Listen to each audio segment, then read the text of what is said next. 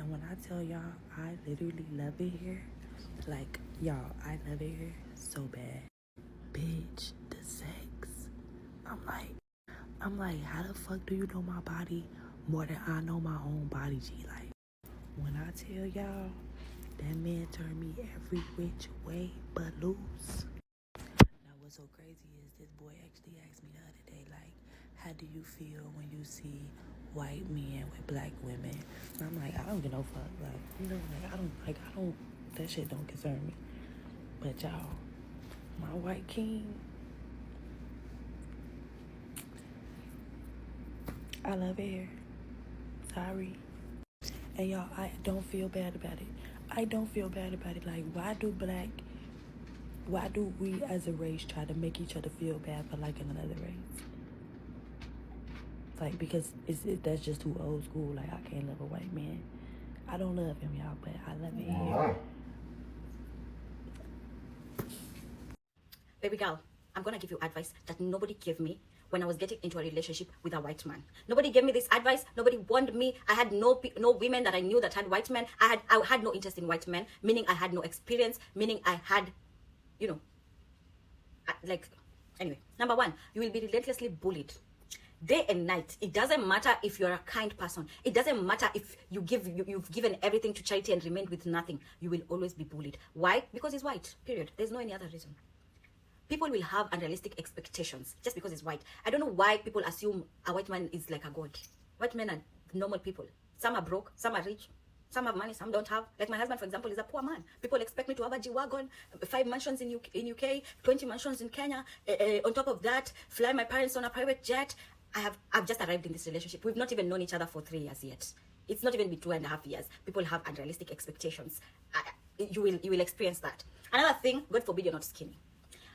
One thing that I've come to realize, skinny girls bully me a lot because they feel like if he loves you because you're big, and you're not even like, you know, crazily big, but it's like, I'm not skinny. Okay, I'm not skinny. They will relentlessly bully me because I feel like they think me, I'm skinny and I'm not getting, and her she's big and she's getting. That man must have a fetish. Sometimes you're a beautiful girl. Like, have you considered that my face cut never declines? Another point, people will always try to prove that he doesn't love you. They will look, God forbid, he curses on a live stream. When you're on a live stream, he says, fucking hell. Oh, that guy is bad. He curses at her. You know, even one day he said he was going to slap her. Like, they will always try to prove he has side chicks. They will do everything to prove that that man cannot love you and you alone. Another thing, you will always be in comparison with other women who are with white men. And let's be real.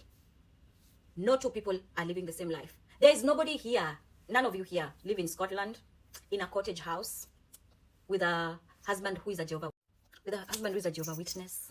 Nobody. Show me one. But they want to compare me to somebody in Umoja or Ruaka with a white man. Last but not least, and this is the most important one. Nobody should ever shame you for your preference. Nobody should ever shame you because you like a white person. And at the end of the day, every person is different. Nobody should tell you that men from Sweden are a red flag. Men from Germany are a red flag. Men from Scotland, men from, I don't know. Every single human being is different. Okay? So, as you're going online to look for a man, don't look for a man based on what you had. Look for a man based on his character. And, you know, mic drop. Don't chase after rich men. Chase after generous men. Thank you. Have you seen this video? Let's check it out together. Can I tell you, I've never dated a white guy in my life. Okay. I mean, is there a reason that you're suddenly announcing this? Because have you ever seen my natural hair, Matt? Is this your natural hair? This is. I'm too scared to ask because it's been one of those things where I've taken a shot before Yeah. and you went, no, this is a wig, man. No, this is my actual hair now. No, It's well, my then real this is hair. the first time. Yeah, no, it's not. Because I come in a ponder every now and again. do. It's not my first time. But one of the reasons is when I am wearing a wig, if I'm dating like a white man, like, do I take it off before? At least like my black brothers, they know what it is. So how does it normally work? Do you put your wig to bed? No, you can never sleep with a wig. It's uncomfortable. Yeah, that's what I'm saying. So do you go tuck it in and I don't know, is there like... So if it's laid, right, which means like it's glued down, then I'll probably sleep with it for one night. Okay. And then by the second night, I'm enough. Then you take it off. And the real you comes out. And then the real you comes out. And, you know, like I don't want to shock you. Do you know what I mean? It would be quite a surprise because you get used to the way someone looks and Yeah. then suddenly it's bedtime and they look like a completely different person. 100%. I mean, there's many things that we don't really understand and sometimes are afraid to ask when it comes to other races. Lerato, you're married to a white man. Correct. And the hair topic was a big one because initially he was like, but you're a different person every other week or every other month. Today you're Rihanna, tomorrow you're Beyonce. Yeah. But luckily I don't wear weaves anymore because Yes. he was like, I actually like you with your natural hair. Why don't you try it out? So I actually look nice in my natural hair. So I've got my afro. So would you take off your wig before you go to bed? I would. And you know you've got your rows, your cornrows Yes. under the wig. I wonder, I mean, Isabella's a single driver. He's the only black guy in the room. Do you mind the wigs coming off? No, he says he doesn't mind. But you know what's another interesting one? Yeah. The doek. At The night. doek. So, I mean, yeah, so black girls will sleep with the doek at night. Is that so you put your natural hair, you've then got the weave on top and then you duck that? Or No. So, is duck to cover...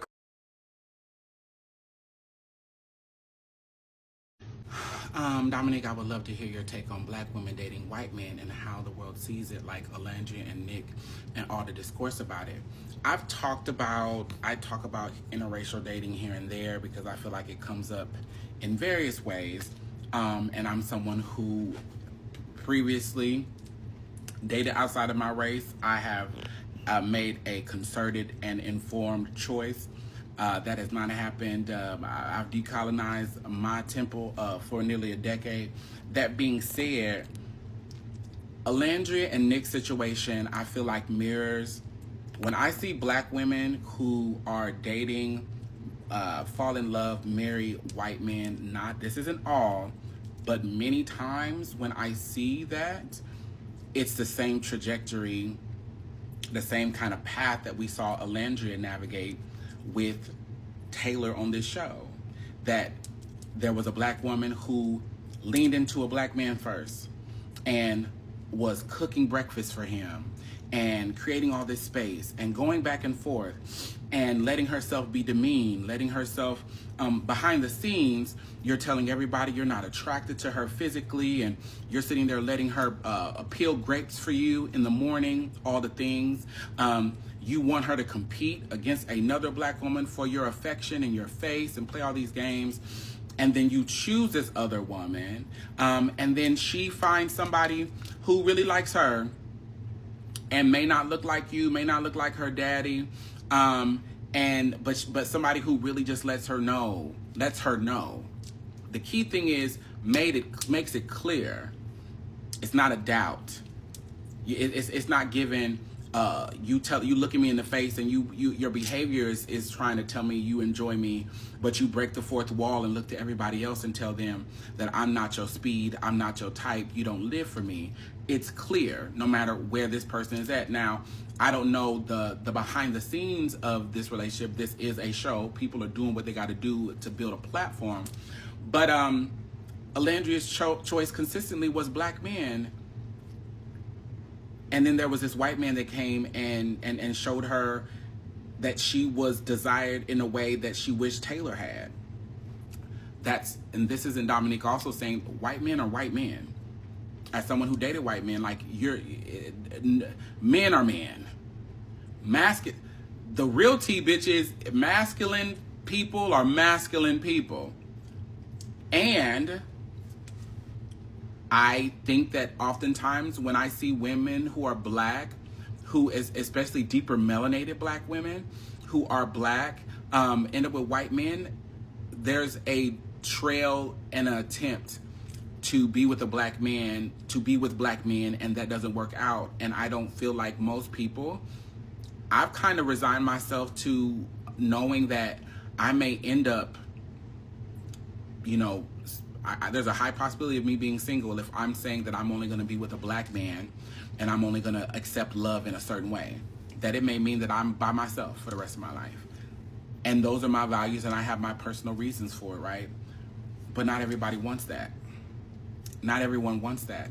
And so instead of a lot of black men asking the question of how did she end up over there, they would rather be upset of the fact that she is over there. And on the flip side, when people are always like, well, y'all talk about black men when they're with their partners. And I've said this before. Let's take John, is it Connors or whatever his name is? Let's take that RG3 guy. Any black man who is with a white partner who gets online and spends a lot of time disparaging black people, I'm always saying, if the people closest in your ecosystem and proximity don't look like the people that you critique the most, then what the fuck are we doing?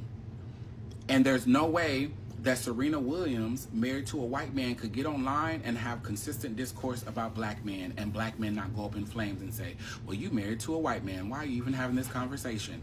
Or i.e., when Nelly had a chance to explain why he performed for Trump, he wanted to talk about Kamala Harris being married to a white man. So it's the cognitive dissonance that takes place, that I feel like it's more, there's more accountability, and it's more of a statement piece that who black women love, who black women share their body with, is a act of, it's a political act, it's an act of activism, and for black men it's not. And in that same instance, I see more black men disparage black women through not only their white partner, but the way that they discuss black women while being with a white partner. And not saying that black women don't do it, I'm saying that it's not allowed in the same way. There is not one black woman who is married to a white man who is platformed as even a social media personality, where most of the time they're discussing the failures within black community and black men specifically. But you can pinpoint many black men who are not only with white women, but non-black partners, who the crux of their content is how black women are terrible, black women are bad mothers, all these other things. And I just can't fathom, if you're not loving anyone close to the problem, how can you spend so much time talking about the problem? And that's my thought. If you are laying down, if you are having children with a white person, I want to hear your perspective on how white community can get better, because that's the community you know the most intimately. That's the community you have cleaved yourself with for life, in my opinion. Secondarily, maybe we can have a conversation about biracial people if you're having biracial children with this partner. But you being a black person and the person you lay with every day don't look like your mama or daddy, but you spend your days talking about the failures of blackness, I just be like, well, you've had clear chances to invest in improving the experiences of blackness simply with your love and your time, and you've chosen not to do so. So I feel like you are allowed, you're black, you be in the conversations, but people struggle with the difference between being at the center in the room and being in the room. All black folks deserve to be in the room when we talk about blackness. There are times that when our chairs need to move from the center. I believe if we're having a conversation about blackness and black women, I should be in the room. But if we're talking about black biological women, I should not be in the center of the room. It doesn't mean that you're put out of the room. Those are my thoughts. These are my whitey green flags as a black girl dating a whitey. English men fall in love so fast. You all will be drunk in love, if you know what I mean. I've been drinking. French men will eat your ass. And if you travel to France, you will have free accommodation in a rat-infested house. I mean, like their hotels.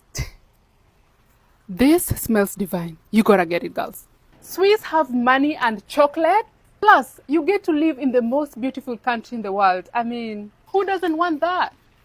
Swedish men. What? Norwegians are Swedish men with more money. Good for child support. Germans are reliable and practical providers. An Italian man will give you the princess treatment in his basement. Tell me your country below and the green flags. If I've missed any, we shall discuss below. And if you're like me, remember, hard week, soft life, okay? Look good, have a problem, leave the house. Until next time, bye. Seeing a beautiful black woman with a white man will almost certainly trigger a white woman's main character syndrome every time. If you're a white woman that follows me right now, you better not be getting that thumb ready to scroll, please. Because that was embarrassing what happened on that other video. Don't do that. Stay and listen.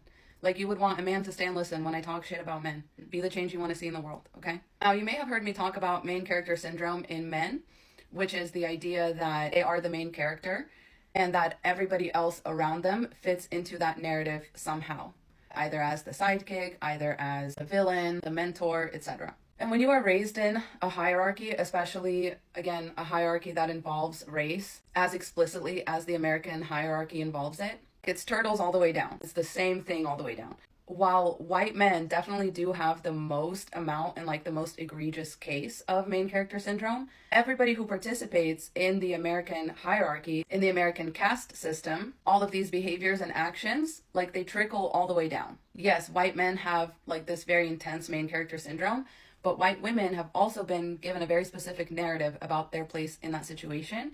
And so they also have main character syndrome. That's where when a white man marries a black woman, it triggers white women's narrative. It triggers the narrative that something was taken from them. Because their whole life, they grew up watching white Disney princesses end up with a white Disney prince. So that's how it goes. That's how you play the game, right? You take this doll, and they go together. And that's how you play the game.